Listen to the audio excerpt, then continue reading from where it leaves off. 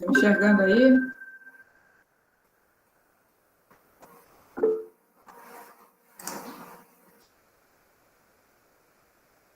Ainda não.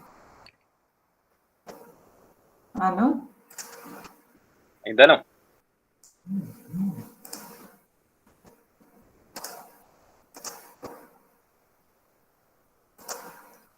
Agora já, né? Agora. Sim. Então, nós paramos no exemplo 1. O exemplo 1 já. Vamos continuar com o exemplo 2, né?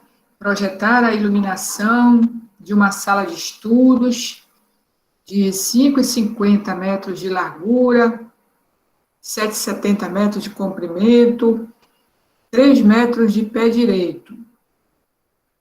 O teto é branco, é escuro. Eu consegui essa figura aí da internet, né? A parede, ela não é tão clara assim, ela já não vou considerar a refletância máxima para a parede, porque ela já tem um revestimento de cor um pouquinho mais escura, né? E, então, seria mais ou menos isso, uma sala de estudos.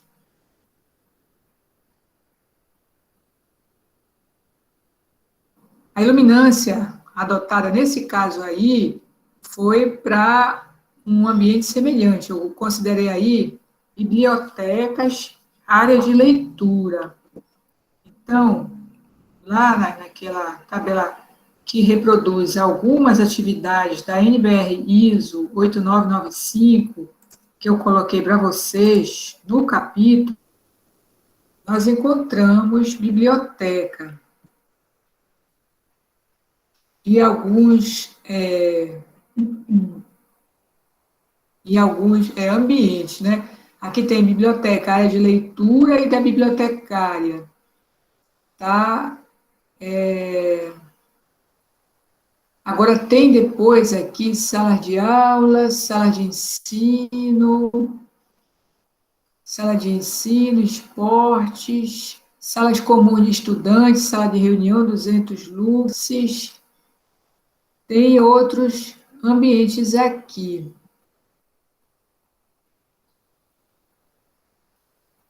Vamos ver lá o que foi que eu considerei.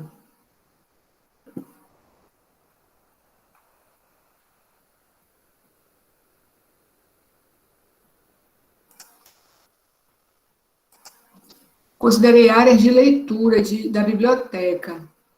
E aí, a iluminância a ser considerada é de 500 luxes, o UGR é relativamente rígido, né, é 19, o índice de reprodução de cores mínimo, que deve ser adotado. Bom, aí eu queria mostrar hoje para vocês uma outra opção, né, de projeto, com outro fabricante.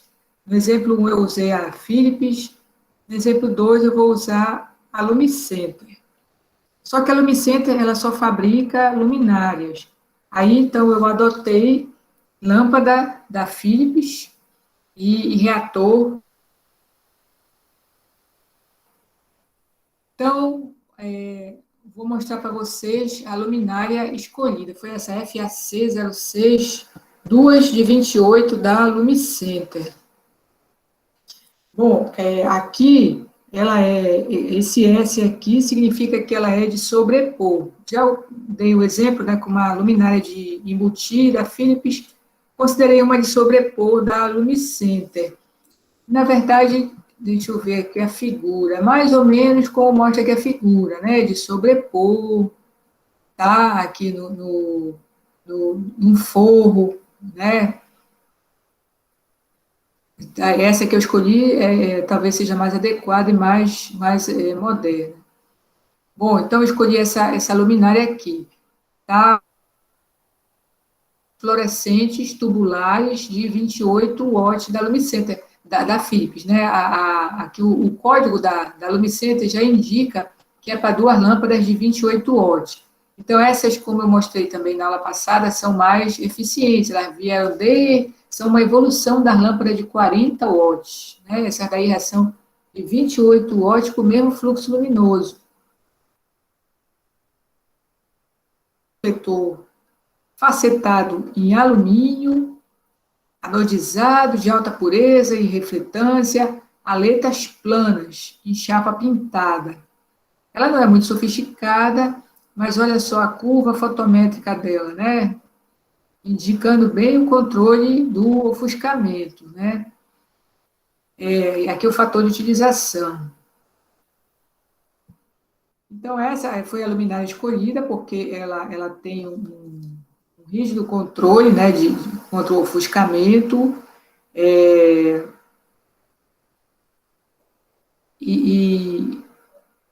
digamos assim, é uma indicação também, né, do fabricante, tá? Para áreas com elevada demanda visual, onde o controle de ofuscamento. A lâmpada escolhida foi a T5, foi um modelo T5, só que ao invés de 14 watts, foi de 28 watts. Aí veja a temperatura de cor, né? Pelo código da lâmpada, a gente já entende, né, que é 4.000 Kelvin. Então, eu não coloquei nem muito amarelo, né, e nem muito branco. Coloquei uma cor que a gente chama de cor Kelvin, são cores neutras. O fluxo luminoso, 2.600 lumens, a potência 28 watts e a eficiência luminosa bem elevada, né, 104 lumens por watt. E o IRC de 85, acima, né, do IRC indicado pela norma. O reator indicado pelo fabricante, né, entre as opções de reator, eu adotei esse, né, com tensão nominal de 127 volts, fator de potência 0,99. Aí eu pego a potência total do conjunto, duas lâmpadas de 28 watts, mais o reator, me deu 63 watts. Então, essa é uma indicação que eu pego, né, uma informação que eu pego do reator. Né? Então, aqui eu tenho duas lâmpadas de 28 watts, mais o consumo do reator, ele me dá 63 watts por ponto aí, consumo por ponto. Distorção harmônica bem baixa, né? Menor do que 5%, muito bom. Então, tem outras opções de reatores para essas lâmpadas. Esse aí é o de partida rápida, tem o dimerizável, e tem para 220 volts, tá? Tem várias opções aí.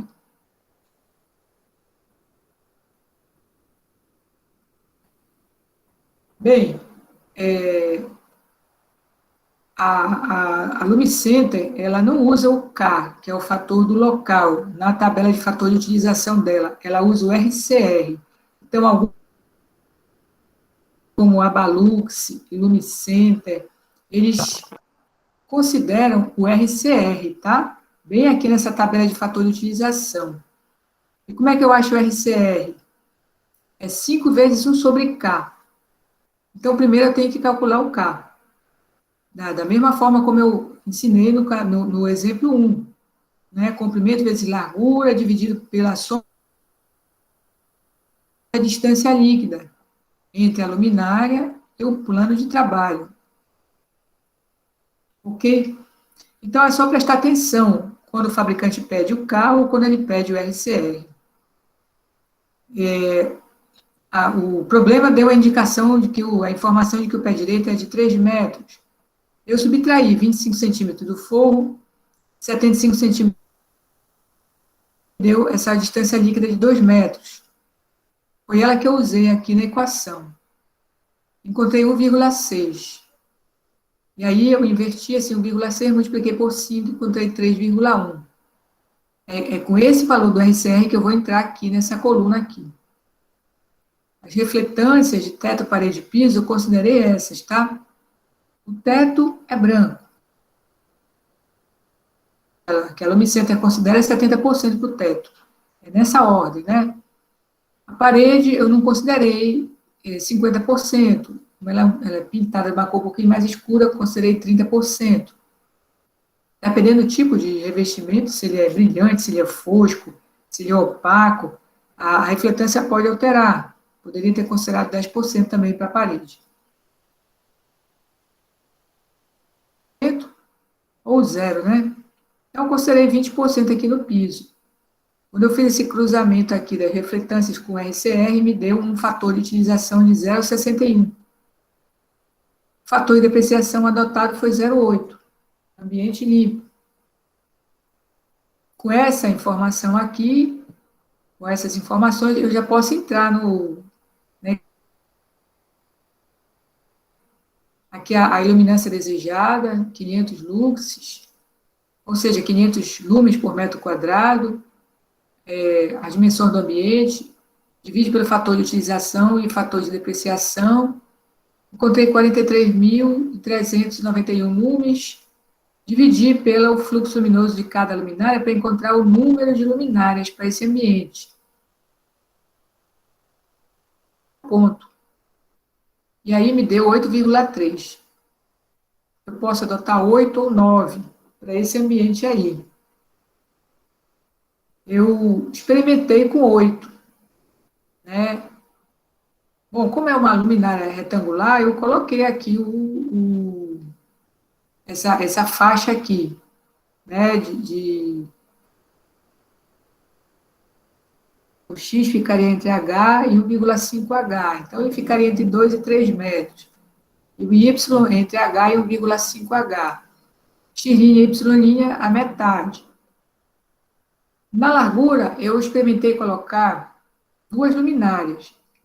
Então, se eu quero 2 luminárias, eu vou dividir a largura, que é 5,5, por 2. Encontrei. Como eu só vou botar 2 luminárias, eu achei por bem arredondar para 2,70, porque 5,50 menos 2,70 vai dar 2,80 certinho, e eu posso colocar 1,40 para cada lado. Com isso, eu evitaria muitas casas decimais, porque se eu deixar 2,75 o espaçamento entre elas, na lateral, né, eu colocaria o quê? A metade disso. Umas 4 casas decimais aqui, essa divisão aqui. E assim não, eu fico com uma casa decimal só. E aí que é fácil fazer de cabeça, né, esse espaçamento aqui. No comprimento, eu quero colocar 4 luminárias. Então, eu dividi 7,70 por 4. Aí, olha só, me deram 3 casas decimais aqui. Eu peguei e arredondei para 1,90. Bom, se eu quero colocar 4 luminárias, eu tenho 3 espaçamentos. Então, 7,70 menos 3 vezes 1,90, né, que é o espaçamento aqui que eu adotei, dividido por 2, me deu certinho o resultado, 1 metro nas extremidades. Praticamente a metade lá do 1,90. Então, ficou assim mais...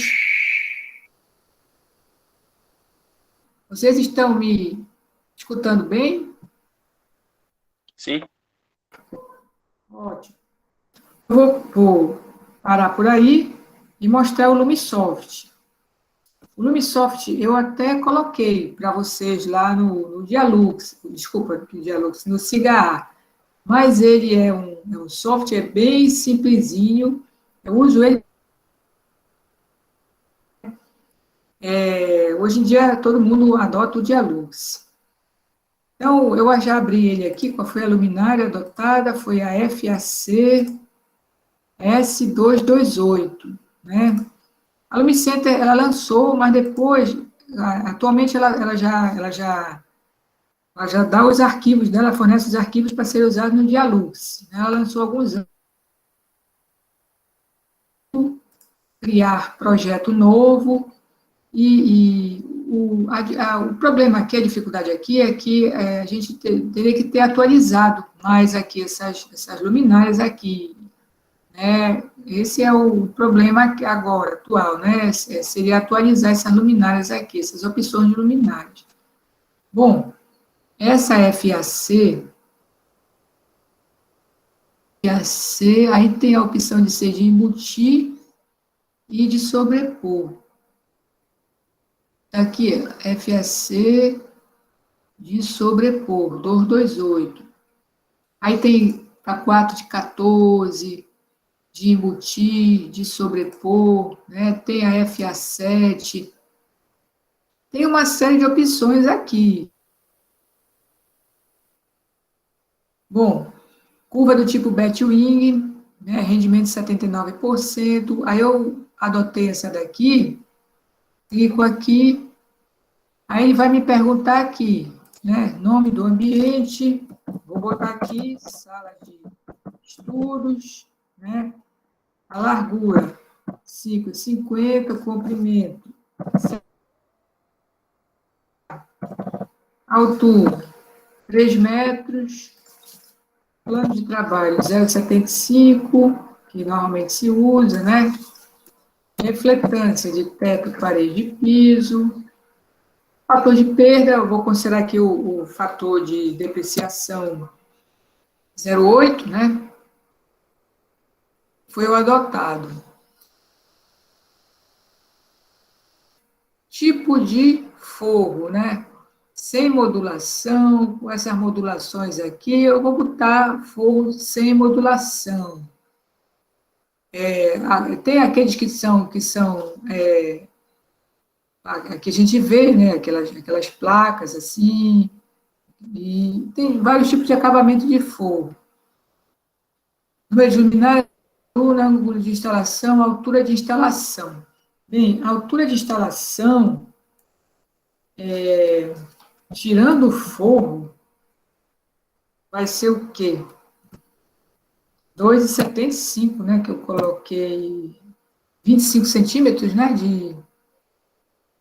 De forro. Então, aqui tem inserir luminária, já está marcado. Vou colocar aqui. A indicação dele foi de 9 luminárias, tá? Vou fazer um confronto aqui comigo, né? E aqui, ó, 5.200 lumens, que é o que vai ser adotado também, né? Duas de 2.600. Aí tem calcular. E aí ele me mostra, né, essa escala aqui, ele me dá a iluminação lux aqui, a iluminância média, ele achou, tá? E aí ele me dá esses grids aqui, né, de luminância, e aí, como eu falei para vocês, no meio aqui, eu tenho a contribuição das duas luminárias, e já está quase 800 luxes, ó. Algum ponto aqui até outra. E nas extremidades, 300, 400, tá? Bem aqui, ele me fornece um relatório em Word. Por quê? Porque se eu quiser alterar esse relatório, ele está aparecendo aqui embaixo, começou a aparecer aqui. Se eu quiser alterar esse relatório, eu posso, ele vem no Word.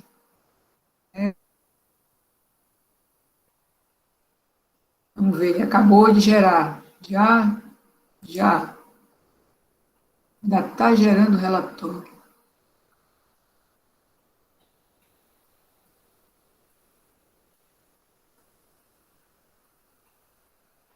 Só que ele vem um pouco, ultimamente ele tem vindo um pouco desarrumado. Não sei se hoje ele vai sair. Eu não sei se é porque eu abro antes do tempo. Desarrumou todinho. Vou fechar. Vou mandar ele gerar de novo esse relatório aqui. Enquanto ele gera lá, eu posso mostrar outras coisas para vocês, né? Aqui tem a luminária, eu também e gerar aqui uma especificação dela no PDF, né? Eu também posso. Bom, deixa ele ficar aí se ajeitando aí. Vou voltar para cá, para a apresentação. Então, com as minhas 8 luminárias, aí que eu mostrei para vocês, que ficou, né, dentro, né, que ficou com... Ixi, Maria, ele abriu. Ficou com 2,70, né, 1,90, 1,90 no Y, ficou até abaixo desse 2 aqui, né, e o outro ficou com 1 e 1,40. Então, assim, eu joguei 4, né, não joguei 3 por 3, joguei 4, ele ficou já no limite aqui no comprimento.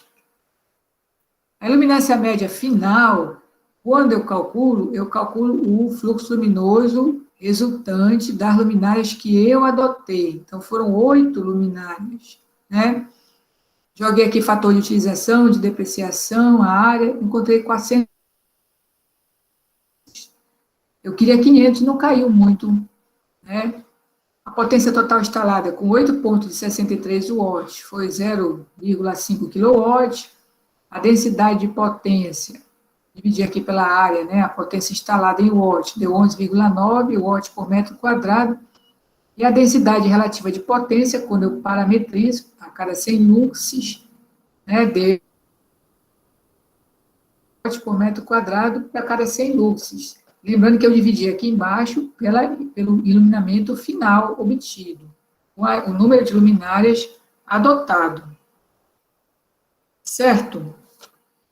Bom, então eu estava mostrando lá o software, ele gerou esse relatório aqui, que saiu bagunçado, mas ele mostra aqui, ó, ele faz um cabeçalhozinho que a gente pode alterar, 10 páginas aqui de relatório, os parâmetros, né, adotados, a luminária adotada, fator de utilização. Essa tabela aqui, para algumas áreas aqui, já tem algumas sugestões, né, de luminária.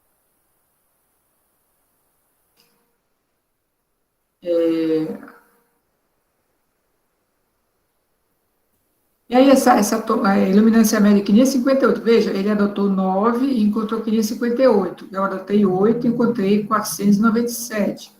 As figuras aqui de tomografia e grid de iluminância, tomografia 3D, ficaram um pouquinho baixas.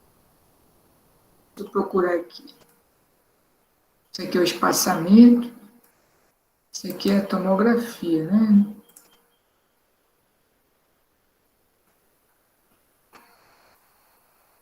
Aqui.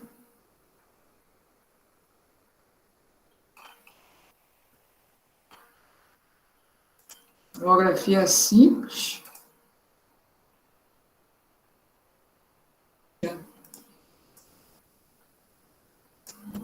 Mais fácil, né, mexer no...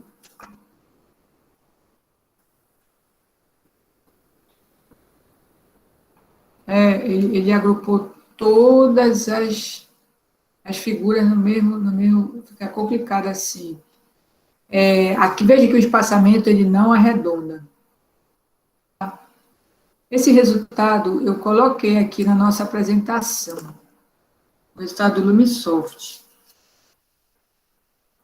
O resultado do Lumisoft está aqui, ele adotou 9 luminárias, não arredonda o espaçamento, eu arredondo, eu prefiro arredondar.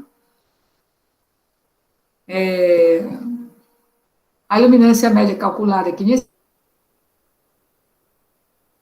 Aí veja que nesse grid aqui, você já encontra cores aqui, a mais escuro que a iluminância menor e mais clara aqui, mais amarelo, que a iluminância é maior aqui na sala de aula. Então, aqui nesse grid, o que é esse grid? Ele retalhou aqui a sala de aula, né, fez aqui uma divisão aqui, e ele calculou digamos assim, em cada área, em cada área menor aqui, né, em cada espaço aqui menor que ele retalhou. A gente chama aqui de iluminância ponto a ponto. Lá no software, se eu passar aqui o mouse, ele vai me dando a iluminância aqui, ponto a ponto. No grid, ele colocou só algumas, mas aqui ele coloca no ponto que eu quiser. Aí, o que eu vou fazer aqui? Vou calcular na mão o fator de uniformidade. E o Dialux, ele já calcula para a gente esse fator de uniformidade. O que eu vou fazer? Como eu estou calculando a mão, eu vou fazer alguma coisa assim aproximada, né? Eu vou desprezar essa faixa aqui, que ele chama de faixa marginal, a meio metro, lembra que faixa a meio metro aqui das paredes. Então, eu vou desprezar essa faixa aqui. né? E dentro aqui desse retângulo aqui que me sobrou, eu vou pegar a iluminância mínima e dividir pela média para encontrar o fator de uniformidade. Qual é a iluminância menor? O valor de iluminamento aqui, de iluminância que vocês estão encontrando aqui dentro. Me digam aí.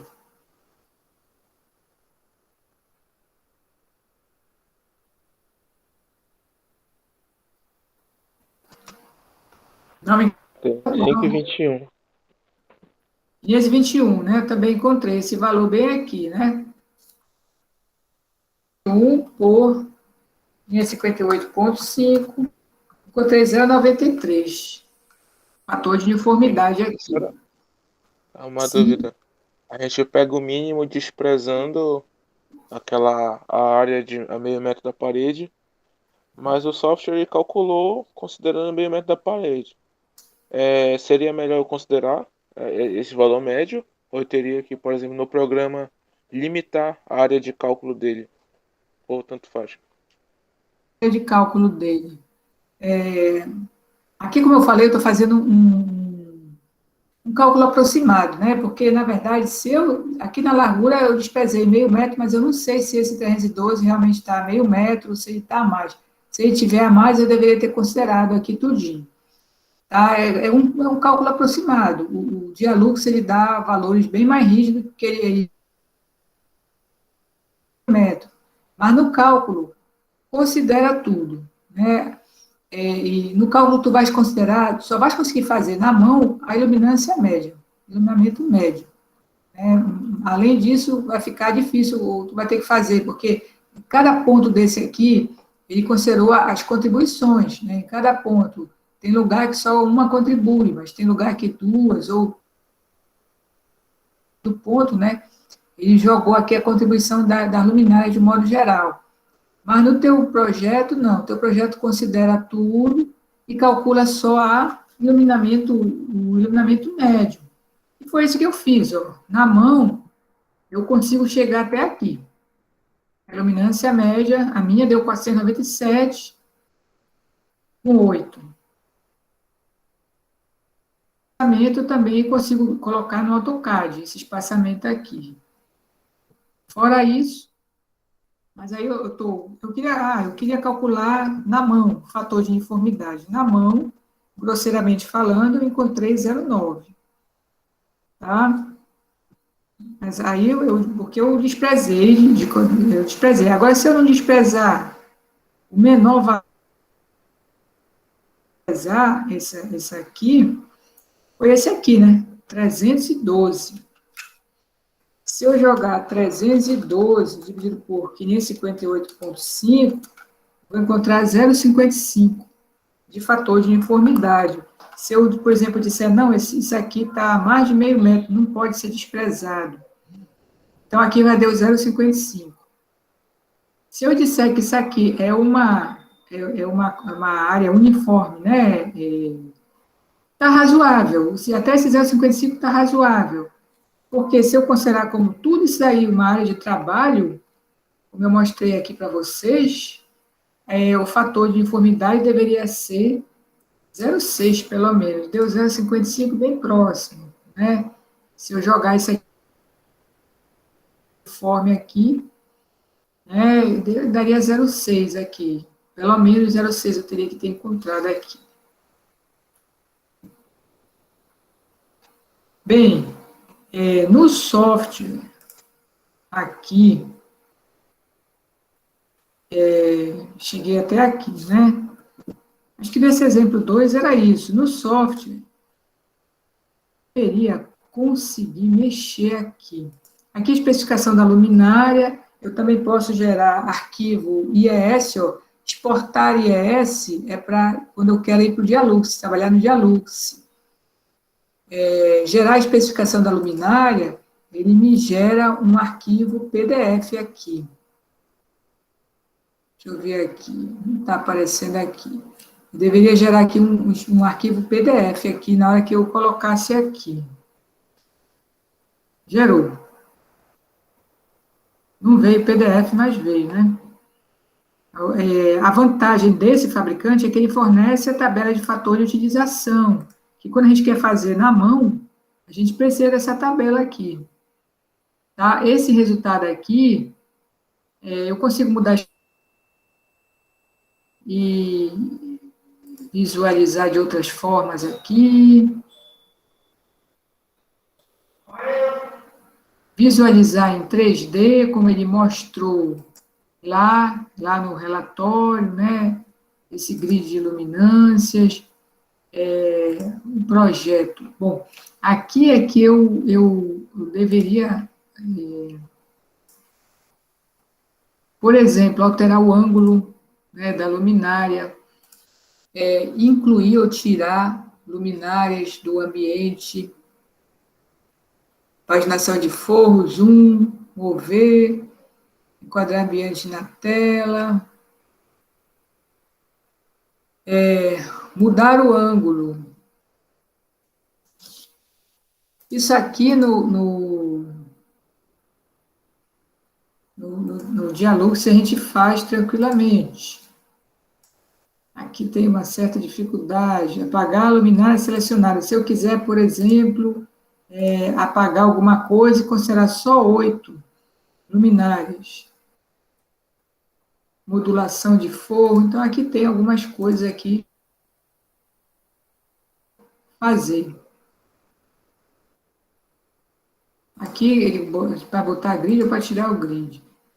Tá aqui. Aí, aqui é a quantidade, né, de grids aqui que ele quer. Agora, mexer mesmo na luminária, onde o que eu gostaria de fazer, na versão anterior era mais fácil. E alterar a posição da luminária, também não estou conseguindo. Bom, acho que sobre o Lumisoft era isso que eu tinha para mostrar, né? E tem algumas possibilidades aqui que eu não estou conseguindo usar. Outra luminária, ele está pensando que eu quero ocupar uma luminária, colocar uma luminária aí, mas eu não quero. Mas, enfim.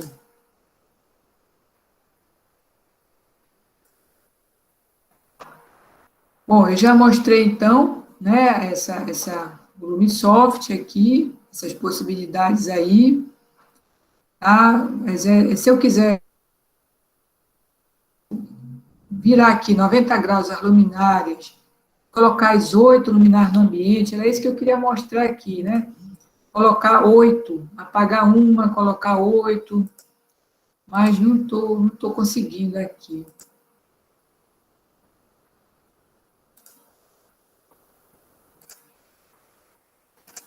Bom, se eu conseguir depois... E aí o terceiro exemplo que eu separei para mostrar já seria utilizando a iluminação LED, tá? Projetar a iluminação geral da sala de refeições de um restaurante, com 8 metros de largura, 17 metros de comprimento, 2,80 metros de pé direito.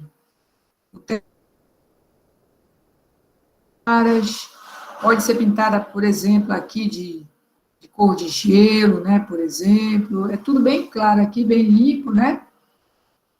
O piso é escuro para fazer o contraste.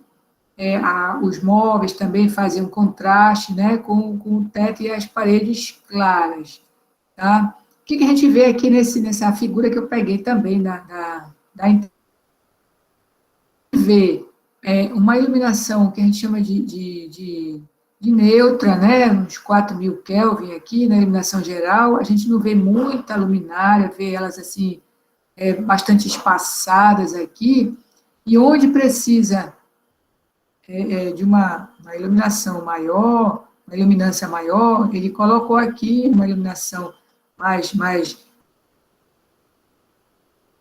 uma localizada, digamos assim, né? Uma iluminação localizada com esses pendentes, e colocou uma cor mais quente, né? Então, esse contraste do amarelinho com o branquinho ficou legal. Aqui dentro ele colocou uma espécie de sanca, né? E pode ter colocado uma fita de LED aqui, amarela, aqui dentro. Isso aqui são combinações que podem ser feitas, combinadas com o arquiteto, às vezes ele dá umas sugestões.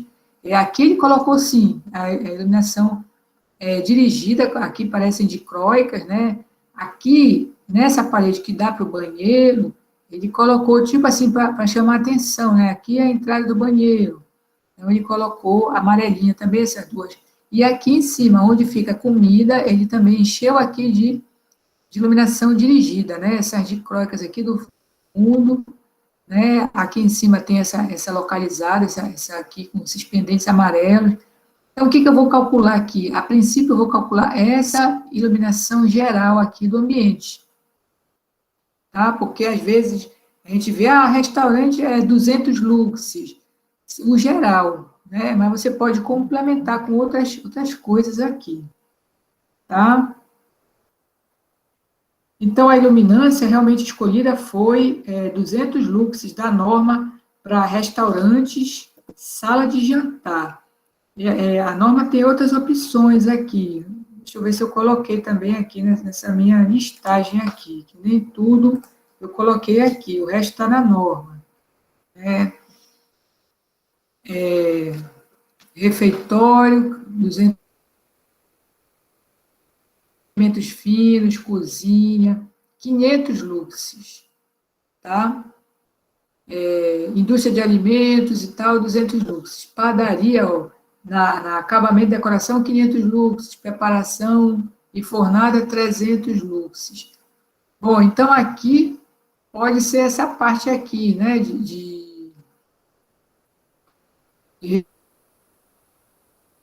considerei lá. Até aqui tem, olha, restaurante, recepção, caixa, portaria, buffet, 300.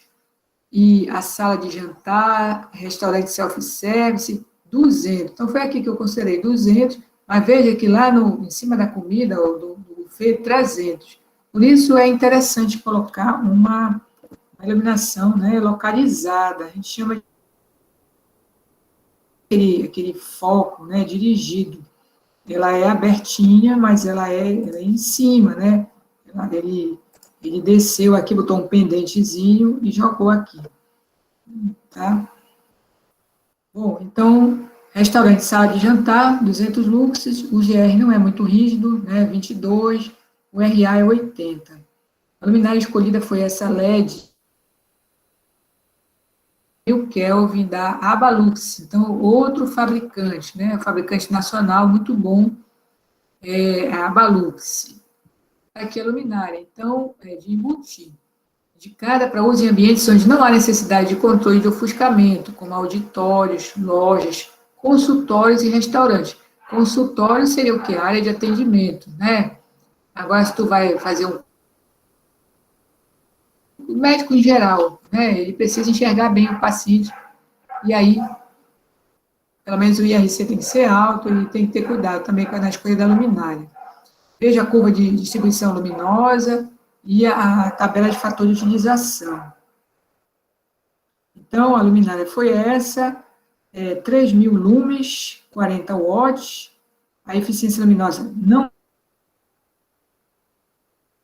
Digamos assim, algumas luminárias e lâmpadas LED ainda estão assim, né, digamos assim, a eficiência ainda está sendo aperfeiçoada, digamos assim, só as tubulares que são as melhores, né.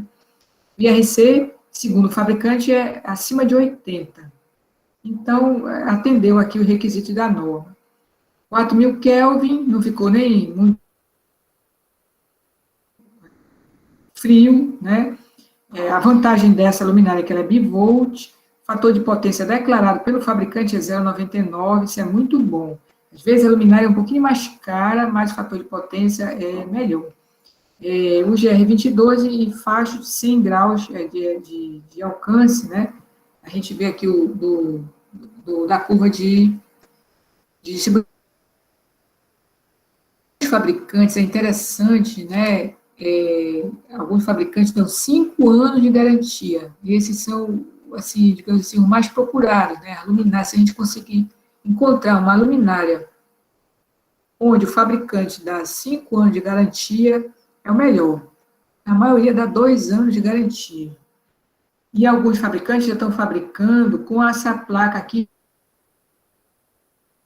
Você pode trocar o LED de dentro. Porque quando não é, quando é integrado, a luminária queimou, tem que trocar tudinho. Ainda são algumas desvantagens, né, da luminária LED. Bom, a Balux também, ela considera o RCR, né? Então, eu fiz todos os cálculos aqui, considerando o pé direito de 2,80, 0,15 só.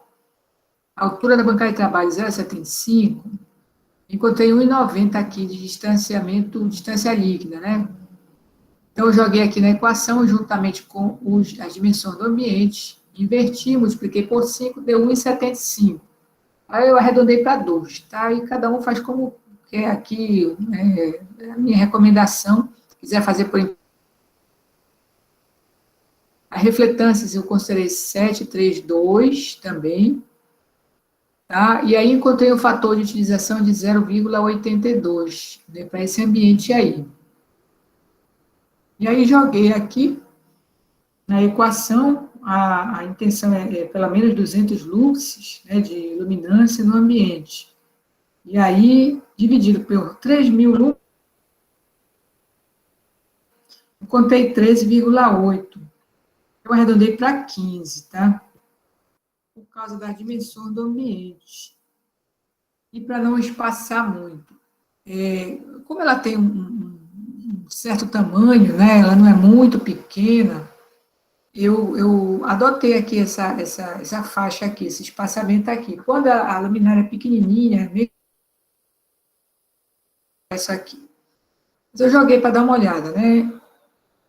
Então, o H é 1,90, e aí o X ficaria entre 1,90 e 2,85. O X' eu coloquei aqui as 3 casas decimais, porque esse aqui ainda não estou fazendo, né? O espaçamento, joguei tudinho aqui. Na largura, eu pensei em adotar 3 luminárias, e no comprimento, e ficava ruim, né? Porque é o número primo, e aí só se dependendo lá do layout, do layout não, do layout do ambiente, né? Às vezes é retangular, às vezes fica um pouquinho mais, digamos assim, estreito, aí dá até para usar um número primo, né? E 14 ficava ruim, porque ia ficar 2. E aí eu experimentei com 3 na largura, né, e 5 no comprimento. E aí eu me encontrei aqui, ó, eu tenho 8 metros de largura, né, e 17 de comprimento. Então, 8 metros de largura, eu quero dividir por 3 luminárias na largura, encontrei 2,68. Ora, se eu arredondei para 2,70, eu tenho que me encontrar o que foi que sobrou. Aí sobrou 1,30 certinho para cada extremidade.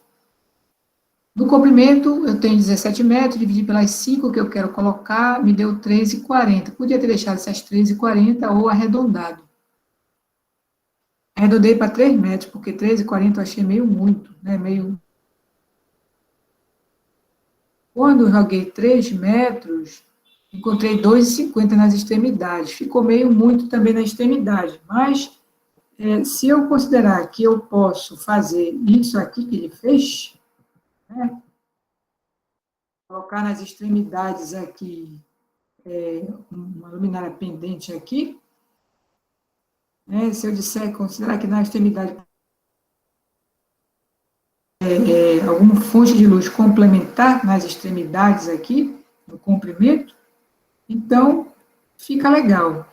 Aí o ideal é fazer mesmo por simulação, né, para encontrar o resultado.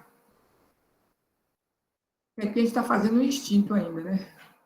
Bom, então deu aqui 2,70 na largura, com 1,30 nas extremidades, um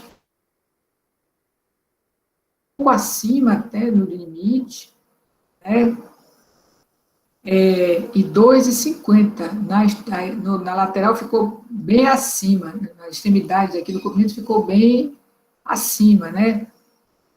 E aí vocês podem tentar refazer aqui fazendo de outra forma, né? Usando 2 por 4, por exemplo. 2 por 4 fica muito ruim.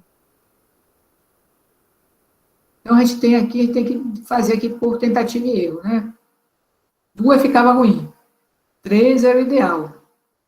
Né? Aí, para não ultrapassar muito de 13, de 14, eu coloquei 5 no comprimento e encontrei esse resultado aí. A iluminância média final aumentou para 217 lux, com 15. Bom, cada luminária tem 40 watts, né, de potência, me deu 0,6 kW, 4,4 watts por metro quadrado, e a densidade relativa é 2 watts por metro quadrado por 100 luxes. Bom, aí eu não simulei no dia lux esse resultado aí, né, e mostrei as possibilidades aí que poderiam ser adotadas, tá? E nem simulei no Lumisoft, porque eu não encontrei luminária LED lá no Lumisoft ainda, né? Teria que ser da Lumicenter, luminária LED. Bem, a Abalux, como eu já falei para vocês, é mais simples, né, de ser consultada. Se quiser fazer projeto na mão, consegue com facilidade, né, esses dados aí técnicos das luminárias, tá? Então, seriam esses 3 exemplos aí para mostrar para vocês. Com esse exemplo 3, eu mostrei que o negócio não precisa ser tão quadradinho, né, redondinho, quadradinho. Você pode dar uma enfeitada, né, colocando outro tipo de luminárias aqui. Então, essas luminárias aqui, de faixa dirigida aqui, que são luminárias que a gente chama de luminárias de destaque, a gente vai ver logo em seguida a apresentação aqui dos projetores, tá? Eu posso continuar? Posso seguir? Tudo certo aí? Eu vou primeiro apresentar os projetores e depois apresentar a iluminação localizada, tá? Porque a iluminação localizada, eu diria que é um caso particular, digamos assim, do que a gente vai apresentar aqui na iluminação por projetores. Fontes de luz, digamos assim, mais fortes, né, de maior potência, tanto potência associada ao watt, né, consumido, um kilowatt, como também fluxo luminoso. Né, eles são normalmente adotados em locais com pé direito elevado, áreas externas, de fachadas, de monumentos, quadras de esporte, ambientes assim de esporte.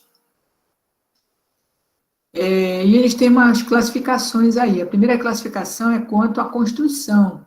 Eles podem ser abertos ou fechados, como aparece aí nas figuras. Os abertos possuem somente a fonte de luz e o refletor. O refletor seria a luminária preparada, né, para aproveitar ao máximo o fluxo luminoso, né, e projetar. Algumas pessoas chamam de refletores, né, os projetores. Esses abertos oferecem pouca proteção à lâmpada, permitem acúmulo de poeira, não protegem contra a chuva, né? Então, eles são mais indicados para ambientes internos, cobertos. Domínio de ligas de alta refletância, melhora o rendimento, proporciona melhor controle do faixa luminoso emitido, porque também o fabricante, ele faz um tratamento, né, desse fechamento aqui, não é só jogar um vidro, né, ele faz o tratamento aqui desse fechamento para que, 2 coisas, ele seja hermético, né, então ele protege contra poeira, chuva, né, em determinada diâmetro, né, de pó, né, de partículas, então ele melhora o fator de apreciação também. Proporciona melhor controle do faixa luminoso e maior proteção à lâmpada. né, porque ele tem esse tratamento aqui, né, nesse fechamento aqui do vidro, né, dele. E também internamente, né, a superfície interna dele. A ação é quanto ao ângulo de abertura. Então, esses equipamentos aqui, ele já tem o facho dirigido, o facho projetado, né? Não é para todas as direções que eles vão. Então, a curva de distribuição luminosa deles já indica, né, como é a projeção do fluxo luminoso, e aí alguns têm o e outros têm o facho largo. Apresentei aí uma classificação genérica, digamos assim, da classificação deles em relação à abertura, né, do facho luminoso. A abertura do facho luminoso é definida como o ângulo compreendido entre dois vetores, cujos módulos correspondem a 10 ou 50% das intensidades luminosas proporcionadas pelo projetor. Então, são feitos todos os ensaios, né, dentro lá do laboratório, fazem os ensaios, né, e capturam, né, as intensidades luminosas do projetor. O que é a intensidade luminosa? Ela foi apresentada no início do capítulo, né? É aquele foco de luz, direção, né, em candelas por 1000 lúmenes, né, ou em candelas, né, depende lá do tamanho também do foco de luz, às vezes, muitas vezes ele é parametrizado para cada 1000 lúmenes, tá? A unidade dele é o I, né, mas seria assim, a unidade inicial seria candela, né, e a unidade dele é letrinha, né, a gente representa ele pelo I, né, pelo Izinho aqui. Então, onde ele está jogando, né, o foco de luz, aí mede, aí encontra a intensidade luminosa naquela direção, naquela dada direção lá. Então, é um foco dirigido. E aí o fabricante faz o ensaio dele lá. Dependendo do fabricante norte-americano, fabricante europeu, ele pode ser mais ou menos rígido em relação a esse ângulo de abertura aqui, a essa definição do ângulo de abertura. Alguns vão até 10%, né, da média das 10 maiores intensidades luminosas e dizem, olha, ele abre até aí. Mas o outro é mais rígido, ele diz, não, até 50% só que vale, o resto eu desprezo. Tá? Recebe aqui do fabricante. O fabricante fornece, né, esse ângulo de abertura e a gente aceita. Pronto. De acordo com a norma norte-americana, existe um fator F. É uma constante que, multiplicada pela distância do projetor até a superfície a ser iluminada, fornece o diâmetro do facho sobre essa superfície. O que interessa, né? Interessa, né, quanto é que ele vai iluminar naquela superfície. A gente mede o diâmetro considerando, né, que é uniforme, digamos assim, a distribuição do facho luminoso naquela superfície. Então, essa figura aqui em cima está mostrando diâmetros, né, 3 fachos aqui sobrepostos, né, e o diâmetro é aqui, né, entre uma extremidade e outra, e está mostrando que ele está se sobrepondo aqui. E está considerando as contribuições, né, de 2 projetores aqui, onde eles se sobrepõem, né. E aqui ele está considerando que o projetor está aqui na extremidade desse triângulo, né, aqui o diâmetro do facho, esse Ezinho, né, dentro desse ângulo de abertura aqui. E aí o D seria aqui, eu diria que a gente enxergando aqui, a gente vê uma distância horizontal, né, mas esse facho aqui, esse foco aqui, ele está jogando uma superfície vertical aqui, então ele teria perpendicular, né, a essa superfície aqui. Se eu pegar o θ sobre 2 aqui, o cateto oposto sobre a hipotenusa, ou, desculpa, a tangente é cateto oposto sobre cateto adjacente, né, então vai ser E sobre 2 dividido por B, o cateto oposto sobre o cateto adjacente.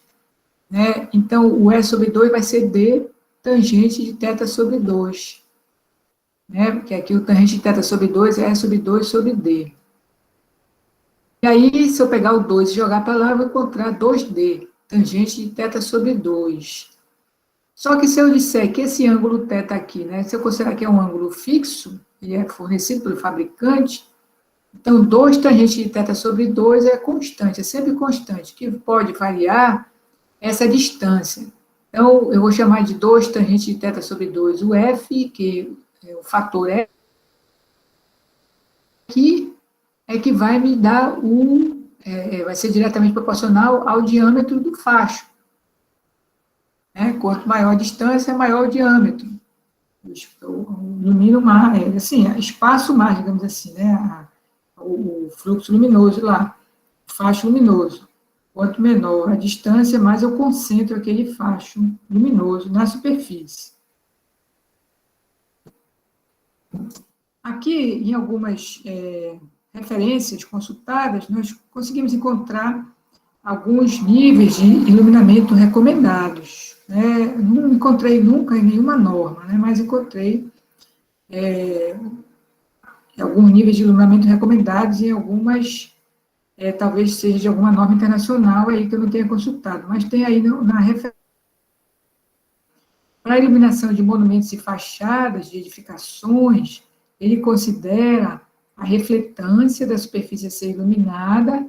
Lembra que quanto mais lisa, mais polida, né, mais ela reflete a luz. Tá? E também considera o iluminamento nas redondezas, porque se eu tenho uma refletância, por exemplo, que vai ser iluminada naquele monumento, naquela fachada, e a iluminância nas redondezas é baixa, eu não preciso de muita coisa para destacar aquela minha superfície, né? Se eu tenho, por exemplo, um edifício, um prédio novo, né, e ao redor dele somente casas, então ele, pela altura dele, já vai ser, a redondeza vai ser baixa, né? Eu posso considerar baixa, dependendo da refletância da minha superfície aqui, eu posso definir aqui um iluminamento que já vai ser, digamos assim, suficiente para destacar aquela superfície naquela redondeza lá. Agora, se eu tiver num ambiente, né, cheio de outros prédios, cheio de outdoors, numa rua bem iluminada, aí eu já preciso destacar mais aquela minha superfície, iluminar mais ela para que ela também se destaque, né, naquele ambiente lá. E para outras áreas aqui abertas, né, parque de estacionamento, depósitos, posto de gasolina, ele também indica aqui outros locais que podem ser, às vezes a gente encontra, né, podem ser iluminados assim por projetos. E aqui também encontrei alguma informação sobre iluminamento recomendado para ambientes esportivos a nível profissional ou amador, né? E algumas iluminâncias aqui recomendadas. Só lembrando que no ambiente em alguns ambientes a gente vê, né, uma iluminância bem elevada. Se tiver bem distribuída, ela não vai provocar ofuscamento. Por exemplo, numa sala de cirurgia, eu preciso de, sei lá, 10.000 luxes, mas aquilo lá é em cima do paciente, né? A iluminância geral, eu posso colocar 300 luxes. Bem, e aí, a gente apresenta aqui, de uma forma simplificada, né, a questão do projeto, né, de iluminação, né, com projetores, utilizando projetores. Por esse método aí do fluxo luminoso,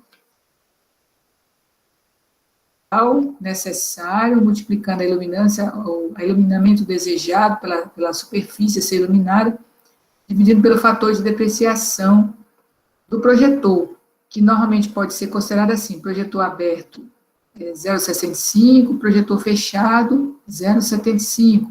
posso considerar esse fator de depreciação aí. Depois eu divido esse fluxo luminoso total pelo fluxo luminoso do faixa do projetor para calcular o número de projetores necessários para aquela superfície. Agora, não é só isso, né? Existem outras considerações, né, a serem verificadas, né? O fator de utilização, ele só vai ser considerado no final, quando for verificado o nível de iluminamento final obtido. Posso fazer o projeto também utilizando software, né?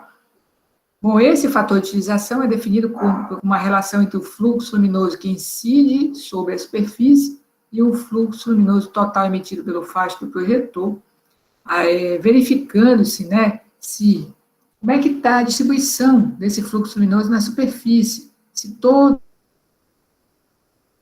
dentro da área a ser iluminada, se 50% deles tem o faixa dentro da área iluminada, ou um percentual menor, e o restante ou foi perdido, ou saiu da superfície, que é de importância, digamos assim, para ser iluminada, ou está sendo iluminada de forma indireta, e aí são adequados, né? Calculado o número de projetores necessário, deve-se localizá-los de maneira que o iluminamento seja o mais uniforme possível. Aqui é importante, né? Para isso, deve-se considerar que o espaçamento entre eles não deve exceder 4 vezes a sua altura de montagem, ser mais ou menos né? Eu também posso concentrar os projetores no mesmo poste lá, né? E colocar lá, tipo, como uma torre, né? E aí, o que eu vou me preocupar? Né? Eu vou me preocupar com a projeção deles. Aqui ele diz assim, o espaçamento máximo entre os projetores do diâmetro do faixa luminoso sobre a superfície, ou seja, cada área elementar deve ser iluminada pelo menos por 2 projetores, e devem ser utilizados projetores de faixa o mais aberto possível, compatível com a instalação. Então, se, na verdade, você tem uma superfície a ser iluminada, eu posso concentrar os projetores, colocar poste, fazer uma torre de projetores, eu vou me preocupar mais com isso aqui, né, com esse espaçamento aqui da projeção deles, né? E aí eu vou retalhar minha superfície e verificar as contribuições de todos eles aqui. Independente se ele está espaçado de até 4 vezes a altura de montagem, o importante é esse espaçamento aqui. É o foco. Onde como é que eu vou cobrir, né, aquela superfície lá com os faixos luminosos, né, dos projetores. Essa é a parte importante. Definida essa parte aí, eu calculo a iluminância média final, né, número de projetores, fluxo luminoso, fator de depreciação, fator de utilização e a área da superfície a ser. Para ajudar a gente, eu encontrei aqui essas alturas de montagem recomendadas para projetores. Aí vocês vão dizer, mas não tem aí LED. Atualmente, eu faço assim, né, eu pego o que eu gostaria de usar, que eu vou colocar aqui a 10 metros de altura. Daria para usar vapor de sódio de 400 watts. Ou então, de multivapores metálicos, digamos assim, de 400 watts. Aí eu posso substituir pelo LED, né, com fluxo luminoso semelhante. E aí eu consigo fazer essa substituição aqui. Esse daqui são quantos? 20.000 lumens. Então, eu pego o LED, verifico se existe, né? Disponível no mercado, aquele 20.000 lumens que a gente deseja. Antes de continuar aí, de avançar nessa parte aí, eu queria falar para vocês que Hoje em dia existem alguns tipos de LED disponíveis no mercado. Coloquei aqui alguns deles, porque eu falei o LED COB, né, ele diz qual é o LED que ele usa na luminária dele, sendo ela de projetor, de outro tipo de luminária para ambientes internos, né, então eu coloquei aqui uma diferença, né, o SMD é uma luz unidirecional, mais resistente a golpes e movimentos, o ângulo de abertura até 360 de até 100 lumens por watt. Só que ele aquece mais, né? Sua desvantagem é que ele produz maior aquecimento. Já o LED COB e o micro LED tem uma luz mais intensa e multidirecional. Melhor gestão das flutuações de tensão, ou seja, uma maior estabilidade, com isso uma vida útil mais elevada, mas aí o ângulo de 60 graus. Rendimento superior a 100 lumens por watt, enquanto esse aqui é até 100 lumens, esse aqui é superior. Então, alguns têm vantagens e desvantagens. Tá? Essa figura aqui mostra, né, a evolução em termos de rendimento. Né? A incandescente, o rendimento dela ficou assim em torno. A fluorescente, né, em torno de 80, algumas até maior, né, 100, 110. O sódio, né, entre as lâmpadas de descarga, é a mais eficiente, e o LED já ultrapassou o sódio atualmente. Embora a gente tenha falado, né, mostrado anteriormente aquela luminária, que assim depende muito do LED. Se você está de tubular, aí é outra coisa, né? Depende muito do LED, da luminária e do fabricante, essa propaganda aí em relação a rendimento. E esse sistema óptico aí do LED, formado por lentes que auxiliam na distribuição da luz e no controle do ofuscamento, geralmente ele já vem com um micro do encapsulamento, e aí ele também aproveita melhor o fluxo luminoso, porque ele já direciona a luz, normalmente dentro daquele ângulo, né, que ele fornece ângulo 100 graus, como eu mostrei agora naquela luminária, né, porque já é mais ou menos direcionado. As lentes fazem parte da ótica secundária, que utiliza refletores para direcionar melhor a luz. Refletores e lentes produzem da cor da luz, por exemplo. Abertura de fachos, né? Então, aqui tem alguns materiais utilizados na fabricação das lentes. E aqui, ele mostra a questão do controle da luz, que a gente já encontra em muitos LEDs, e também a questão da mudança de cores. Ambiente já iluminado por LED, ou até anfiteatro, assim, e aí percebe aquele jogo de cores iluminando, né? Então, o controle da luz pode ser feito utilizando-se fontes dimerizáveis, que permitem tanto o controle do fluxo luminoso como a mistura de cores nos sistemas RGB.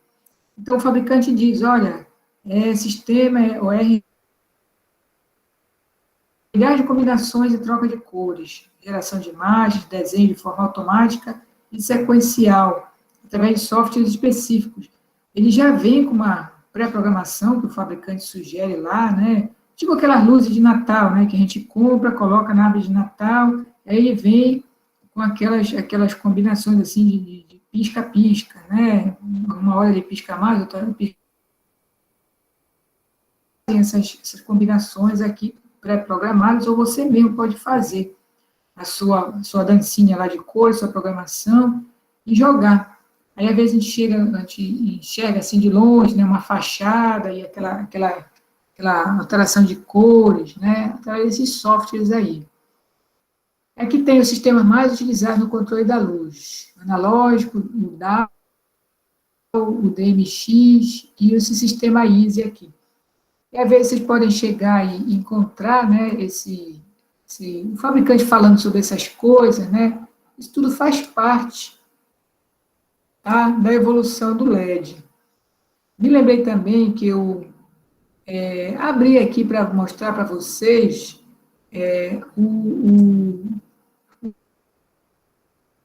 eu sempre falo aqui no Clube de Ciências, e já mostrei até as plantas, as pranchas no AutoCAD.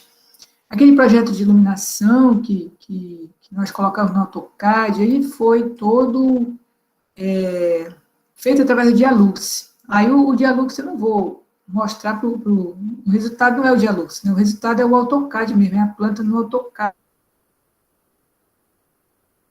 Tá? A encontrar o resultado mais adequado. Tá? Então, houve, lógico, uma procura, né, das luminárias mais adequadas, tá, para os ambientes. Houve uma pesquisa intensa, né? Eu tinha 2 bolsistas lá procurando a luminária mais eficiente e cujo resultado fosse o mais adequado para esses ambientes. Ainda agora eu até falei, olha, tem lugar que a gente consegue usar um número primo de luminária. Esse aqui é um. Na sala de alunos aqui foram usadas 7 luminárias, não dava para deixar diferente. Agora, aqui a gente vê as curvas, né, de distribuição,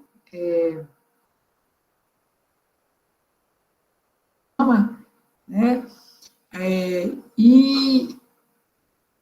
por mais que o Dialux ele sugerisse, né, a distribuição aqui das luminárias no ambiente, em alguns locais nós fomos arredondando. Então, você pega na mão mesmo e afasta a luminária na mão, né, e até para conseguir um fator de uniformidade mais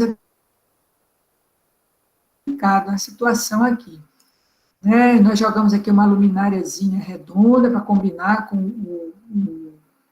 o layout, né, redondo do ambiente, e tivemos que fazer um afastamento aqui, né, para ficar tudo uniforme, afastamento, que o Dialux não é redonda também, e para encontrar um determinado fator de uniformidade, que foi complicado aqui também, né, até ficou muito rígido, mas aqui, ó, em torno de 250, 275 luxes, foi o que a gente conseguiu aqui. Foi conseguido aqui, tá? E para as áreas de maior demanda visual, aqui, nessa faixa de 500, 450. Então, e aqui no corredor, algo mais simples, ou luminária mais simples. Esse aqui é o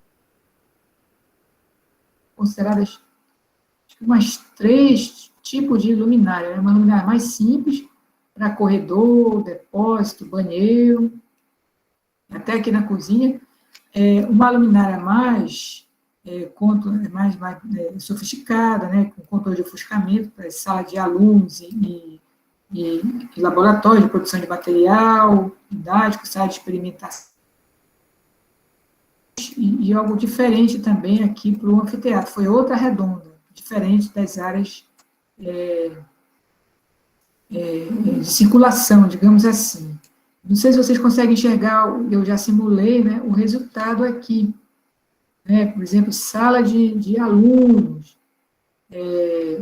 422 de luminância média, fator de uniformidade 0,50, chegar no 0,6. Em alguns lugares conseguimos. Aqui na sala de aluno 3, ele destacou, né, uma superfície aqui, onde ele conseguiu esses resultados aqui muito bons, né, 0,66 de fator de uniformidade, 353 luxes de iluminamento, o GR de 15,4. A norma, ela queria menor do que 10, mas é porque, às vezes, segue normas internacionais. No anfiteatro, só consegui, vou mexer aqui, 223 luxes de média, com fator de uniformidade 0,49, mas foi difícil. Em alguns lugares, a gente se preocupava mais com o fator de uniformidade. Por exemplo, na sala de produção de materiais, foi 0,7 em cima da área de tarefa aqui, né? Foi muito bom. Aqui nesse lateral tem resultado do Dialux. Para chegar aqui nesse ponto, você tem que construir todo aquele prédio.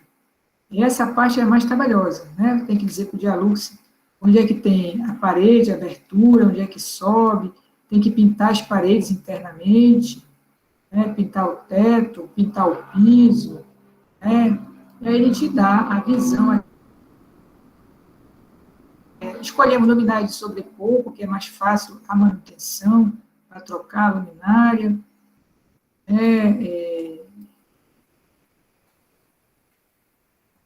Enfim, a gente entra, está tentando entrar aqui, mas ele não deixou.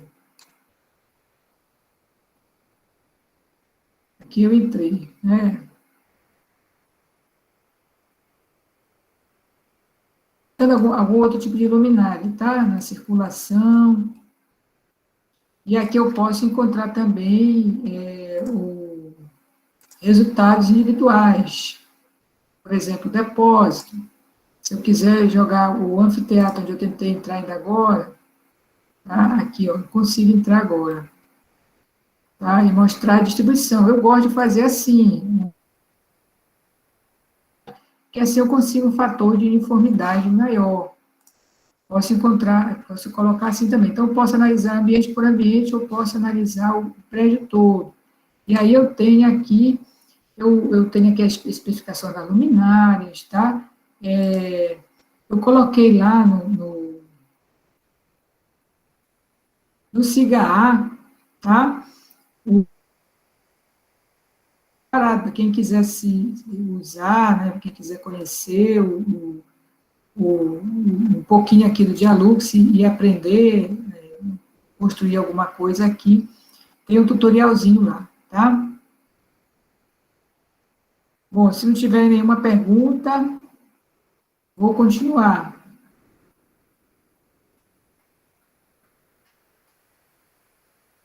Esse capítulo na segunda-feira que vem, tá? Nós só temos mais na semana que vem. E aí terminaríamos na segunda-feira que vem, e na quarta-feira a gente vê o capítulo 6. E os capítulos 7 e 8 eu vou colocar as gravações, tá? Para vocês olharem, qualquer dúvida, é só me perguntar. Bem, o método ponto a ponto, ele é utilizado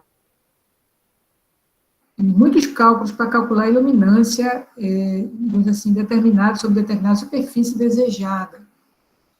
Quando as dimensões da fonte luminosa são muito pequenas em relação ao plano que deve ser iluminado, pode-se considerar a fonte como sendo pontiforme e utilizar o método ponto a ponto no projeto de iluminação do ambiente. Normalmente, quando o espaçamento é grande, 3 a 5 vezes o tamanho da luminária, a gente já considera ela como uma fonte pontiforme. E aí a gente usa o método ponto a ponto para calcular, né, o iluminamento em determinados pontos lá na superfície. Esse método permite o cálculo do iluminamento em qualquer ponto de uma superfície, a partir de qualquer projetor ou luminária, né, cujo facho atinge o ponto considerado. Será a soma das contribuições, digamos assim, né? Nesse caso aí dos projetores, porque ele está falando sobre projetores. Então, considerando o foco luminoso, projetor situado nesse ponto L aqui em cima, ó, veja que ele tem uma superfície aqui que ele está iluminando. Esse projetor é responsável por um pequeno DS dentro dessa superfície aqui, né? Como eu já falei para vocês, cada projetor a gente joga assim, né? E considera a contribuição dele numa área maior. Ele afastou um pouco, às vezes a gente faz isso, né? Para evitar a situação de ofuscamento, ou para evitar tombar, né? Por exemplo, o jogador vem jogando aqui, pá, tomba aqui, né? Para evitar essas coisas, existe esse espaçamento aqui, esse recuo, né? E aí o projetor está aqui em cima do ponto L.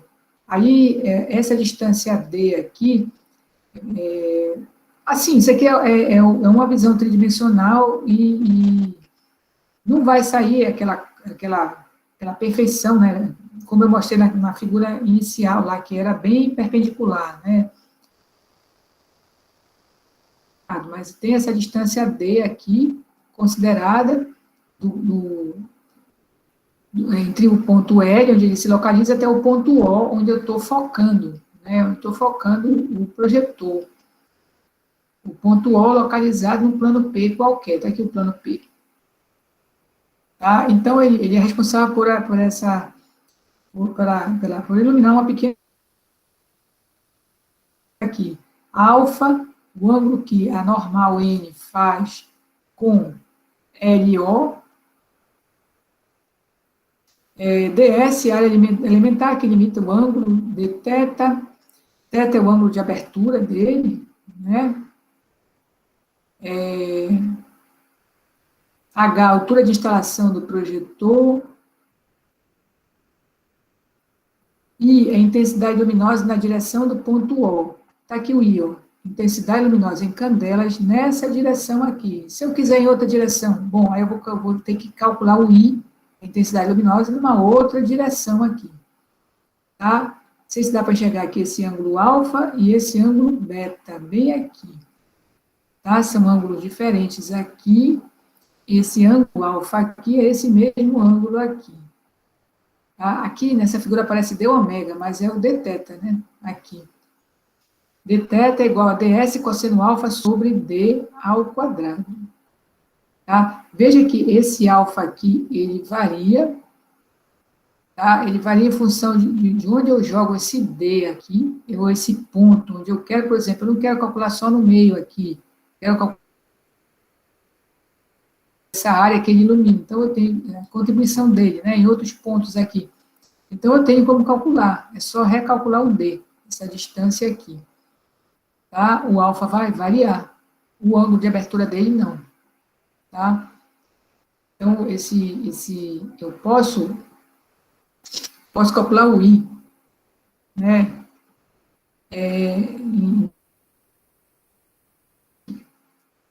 Tá?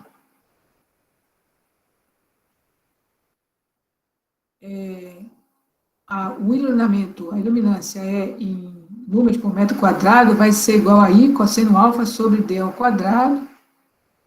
Então, o I, ele vai depender de onde eu estou jogando, né, na direção onde eu estou cossenando, o alfa vai variar e o D. As leis do iluminamento apresentadas a seguir. O iluminamento ou iluminância, o E, varia diretamente com a intensidade luminosa do ponto considerado. Então, se a intensidade luminosa é maior, a iluminância é maior. Ele varia inversamente com o quadrado da distância, da fonte ao ponto iluminado. Então, se eu dobrar a distância, a iluminância vai cair. Ela vai cair 9 vezes. Então, ela varia com o quadrado da distância.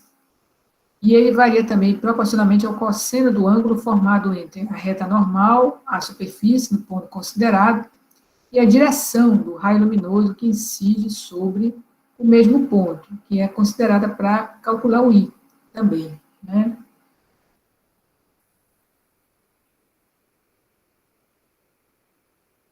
H igual a D cosseno alfa. Então, se eu for calcular o cosseno do alfa aqui, vai ser o cateto adjacente sobre a hipotenusa, que é o D.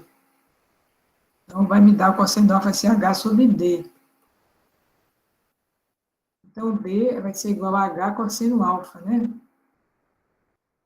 H vai ser D cosseno alfa, que cosseno alfa é H sobre D. Quanto? Vai ser H sobre cosseno alfa. Então, D é H sobre cosseno alfa. O que ele fez? Ele jogou bem aqui. H sobre cosseno alfa. Aí aqui embaixo ficou H ao quadrado sobre cosseno alfa ao quadrado. Aí ele jogou o cosseno alfa para cima. Aí a equação resultante foi cosseno alfa ao cubo sobre H ao quadrado. Mas por que ele vai usar o cosseno alfa fixo? Ele não vai mudar, é a altura de instalação, enquanto que o D vai variar. E aí, para não ter que ficar calculando o D toda hora, pode jogar essa equação aqui direto já. O iluminamento horizontal total corresponde à soma das contribuições do fluxo luminoso de todas as fontes de luz em determinado ponto do plano horizontal.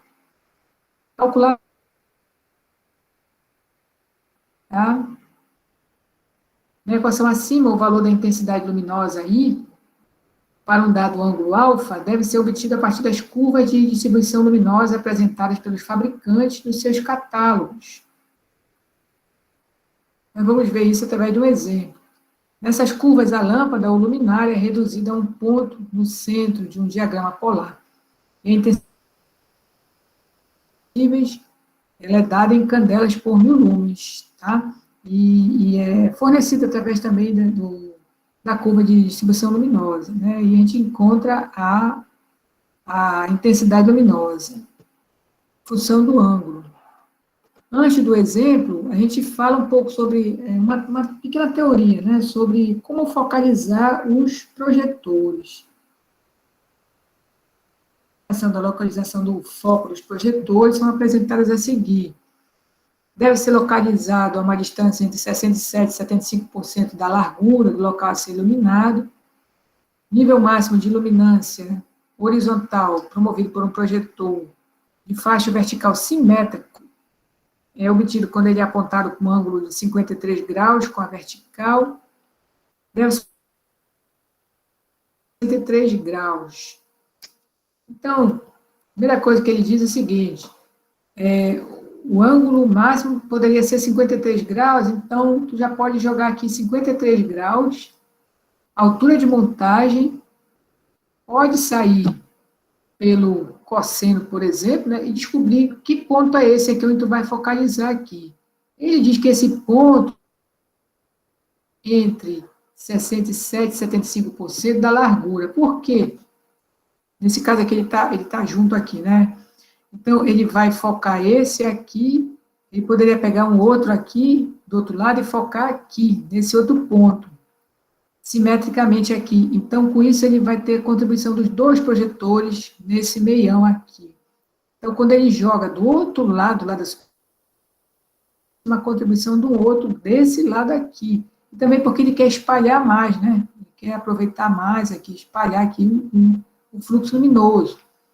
Tá aqui, então, ele diz, olha, que o X deveria estar entre 67% e 75% da largura, que o alfa deveria ser menor do que 63 graus. Aí diz, olha, 53 graus é um ângulo bom. Então, já pode dar um chute inicial, digamos assim. Aí vai fazer as simulações, os cálculos, para ver se os 53 graus fica bom. Né? Ficar dentro aqui desses parâmetros aqui. Seria um ponto de partida, digamos assim. Alguns projetistas fazem assim.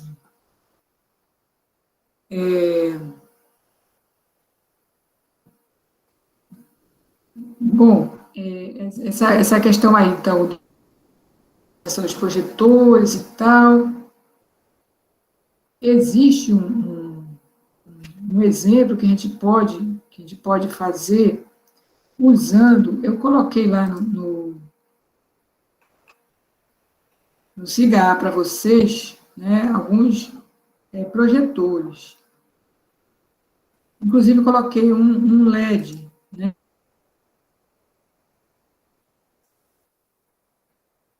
Aqui, luminárias, projetores. Coloquei esse projetor aqui da GE, por exemplo. Tá?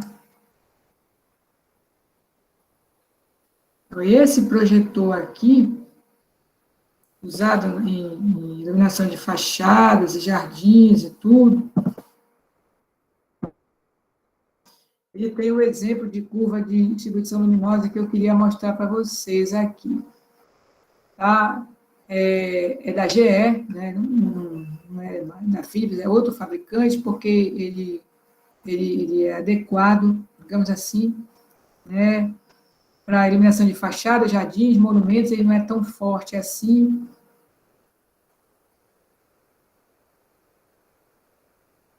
Não é exatamente para quadra de esporte. Aqui ele diz, né? Fachadas, jardins, monumentos e tal. Pode ser usado ao tempo, né? Ele é um projetor fechado, aí tem dois modelos aqui, o SBN e o SBF.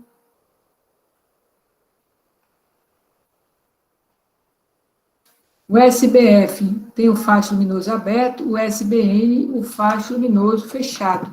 Então, dependendo aí, né, do seu...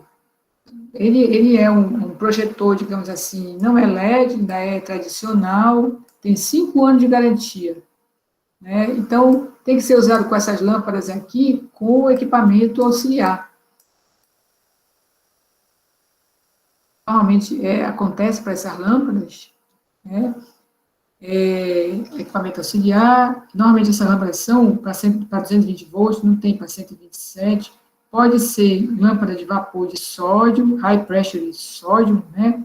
Ou metal halide, que é os vapores metálicos aqui, dependendo do tipo de utilização, né?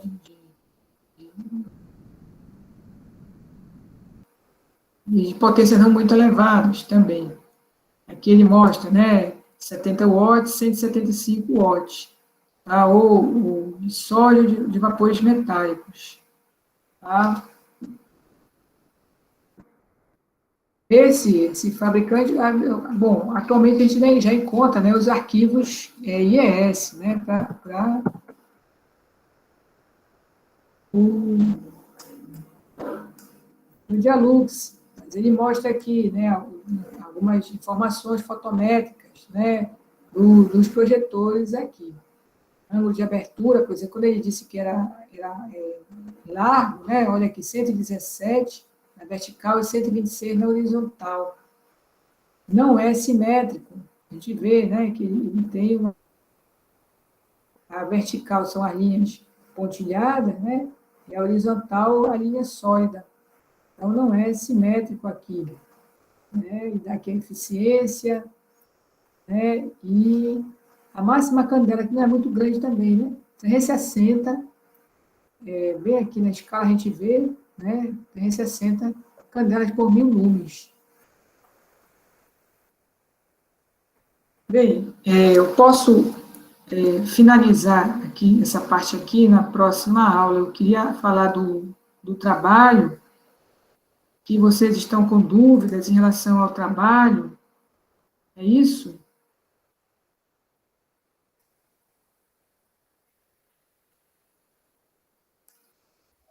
Sim, professora. Por exemplo, rolou uma dúvida. Se eu não colocar nenhuma iluminação externa, eu sou prejudicado, por exemplo, eu vou receber menos pontinhos por não ter botado iluminação externa? Uma das dúvidas. Veja, eu falei na aula passada, né, que essa parte aqui já é iluminação externa, né? E aí vocês poderiam considerar essa parte aqui onde tem o sofá e essa mesa aqui, né? E aí não precisaria se preocupar com essa outra parte aqui, seria mais de jardim. Se quiser botar iluminação aqui, põe. Aqui ele tem um caminho, né, onde ele anda aqui. Ele desenhou esse caminho aqui com essas pedras aqui. Então, seria interessante iluminar essa parte aqui da frente. Pode ser com arandela, pode ser com luminária de teto. Né? Aqui é a frente da casa. Será o arandela, né, na parede, ou se considerar que ela ainda é um pouquinho fechada aqui, coberta, né, até um determinado ponto aqui, porque também vocês não receberam o projeto arquitetônico completo, com os cortes, né? Então, aqui, ó, ele entra na casa aqui, por esse caminho aqui, tem um portão aqui que ele entra, ele pode considerar uma parte coberta e uma parte descoberta. Aqui deveria ter, né? Na Bahia, a parte externa também. Na garagem, você pode colocar, por exemplo, aqui, ele vai entrar no carro dele aqui, chegou, ele abriu o portão aqui, ele não teria aqui umas duas luminárias aqui, na parede, umas duas arandelazinhas aqui na parede, depois ele tem a parte aqui da garagem. Com receio, se vocês não fizerem, vocês não vão aprender nunca. Né? Se não tentar, não meter a cara, não vai aprender nunca. A lavanderia considera ela fechada aqui, né? Então ela tem aqui um ponto de luz, pelo menos, acionado por dentro. Por dentro da cozinha, aqui na cozinha, por exemplo, tem um ponto de luz que vai acionar. Apesar de que vocês não estão botando os acionamentos, né? Que eu só estou. Não, isso é um projeto residencial, então tem que ter um acionamento aqui, né? Do lado de dentro da casa. Onde pode desprezar seria essa parte aqui, que o cachorro vai andar por aqui, tudo bem, se não quiser iluminar essa parte lateral, não ilumina. Se não quiser iluminar o quintal, não ilumina. Ilumina até a lavanderia, pelo menos. Ou se quiser botar alguma luminária. Eu falei para vocês, se quiser botar alguma arandelazinha mais. Tá? Se tiver dificuldade com o quintal, não põe no resto do quintal. Tá ok? E aí na externa, vou considerar o quê? Pontos de potência menor. Não precisa ser aquele cálculo enorme, né, de 100 VA para os primeiros 6 metros quadrados, mas metros quadrados. Posso considerar pontos com 40, 50 watts na parte externa. Mais alguma coisa? Professora, um aluno me pediu ainda agorinha para a senhora relembrar como é que faz o dimensionamento da proteção dos disjuntores.